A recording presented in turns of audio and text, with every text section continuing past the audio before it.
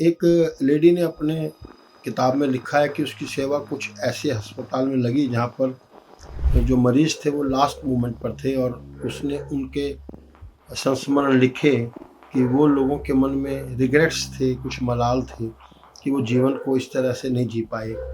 किसी ने लिखा कि भई मैं अपने लोगों के साथ समय नहीं बिता पाया, किसी ने कहा मैं अपने माँ-बाप की सेवा नहीं कर पाया, किसी ने कहा कि मैं अपने शौक, मेरी जो हॉबी थी वो दिल में रह गई, मजबूरीवश मैंने उनको मैं पूरा नहीं कर पाया। तो इस तरीके से हर इंसान के मन में कोई ना कोई हसरत रह जाती है और वो सोचता है कि ये जीवन मेरा बेकार चला गया। मैंने लता जी को भी एक बार सुना कि उन्होंने कहा कि मुझसे कई बार पूछा गया कि भई क्या आप दोबारा लता जी बनना चाहेंगी? तो इतना नेम, इतना फ़ेम होने के बावजूद भी लता जी ने कहा कि लता के तो लता ही जानती है। मतलब कि वो दोबारा लता नहीं बनना चाहती। मैं ये कहना चाहता हूँ कि अगर हमें सब कुछ मिला, परमात्मा की दया से शोहरत मिली, दौलत मिली, कुछ ना कुछ कमी तो रह ही जाती है। 99% लोग जो है अपनी हसरतें, अपनी ख्वाहिशें, कुछ अपने मलाल लेकर के ही संसार से जाते हैं। आनंदपूर्वक जीवन तो कोई बिरला ही जी करके और राज़ी खुशी इस संसार से गया होगा या जाता है।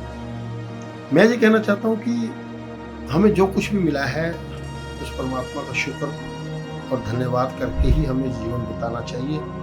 कहीं कमी रह गई है तो उस परमात्मा से ये विनती करनी चाहिए कि प्रभु हमें दोबारा से ये जीवन दे, इसी तरीके से हमें मौका दे। जो हमारी कमियां हैं, जो हमारी कमजोरियां हैं, जो हम कुछ तेरे मिलने में जो हमारी बाधाएं आई, वो हर्डल्स जो हैं हम वो दूर कर सकें।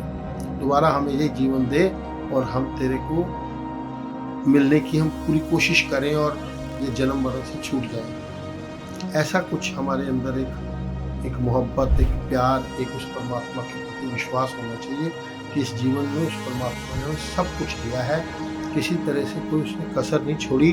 कसर है तो हमारी अपनी तरफ से, हमारी कमजोरियाँ और हमारी गफलत, हमारी नादानी, जो कि हम ये जीवन को इस तरह से जीते हैं। उसकी तरफ से कोई कमी नहीं है।